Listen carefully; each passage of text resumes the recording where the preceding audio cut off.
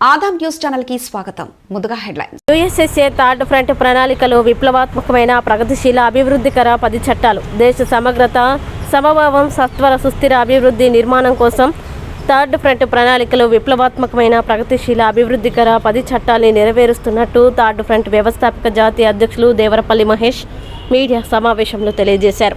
India ఫ్రంట్ని వ్యతిరేకించడానికో లేక India ఫ్రంట్ని విమర్శించడానికో third front నిర్మాణం చేయలేదని ఆయన ముందుగా స్పష్టం చేశారు.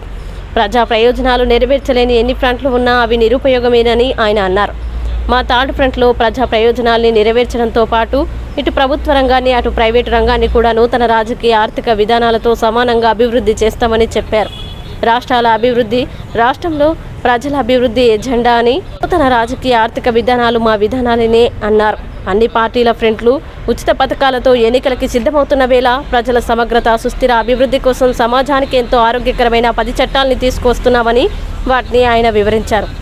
వ్యవసాయ రంగ పెట్టుబడులు, వ్యవసాయ రంగం, కామన్ మార్కెట్, అసంఘటిత రంగానికి ప్రోత్సాహాలు, సంఘటిత ప్రజాక్షేత్రంలోకి వెళ్తామని ఆయన తెలియజేశారు. అప్పటి వరకు ఈ థర్డ్ ఫ్రంట్లోకి ఏ పార్టీల్ని తీసుకోబోమని ఆయన స్పష్టం చేశారు. ఈ చట్టాన్ని విశ్లేషించడానికి సామాజిక, రాజకీయ, ఆర్థిక రంగాల్లో అనుభవజ్ఞులైనటువంటి doctor Jayaprakash Narayan IAS, professor Nageswara Rao, Katti Padmarao, JD Lakshminarayana IPS, RS Praveen Kumar IPS, Telakapalli Ravi లాంటి సామాజిక విశ్లేషకులు మరికొంతమందిని ఒకే నివేదిక మీదకి తీసుకువచ్చి ఈ చట్టాలని చర్చిస్తామని తెలియజేశారు.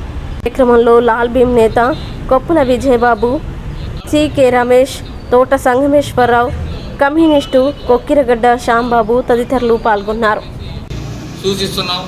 ఆ చట్టాలు ఎలా ఉండాలంటే వ్యవసాయ రంగంలో పెట్టుబడులు, తర్వాత వ్యవసాయ రంగం గురించి కొన్ని చట్టాలు, కామన్ మార్కెట్ గురించి మనం చూస్తూ ఉంటాం.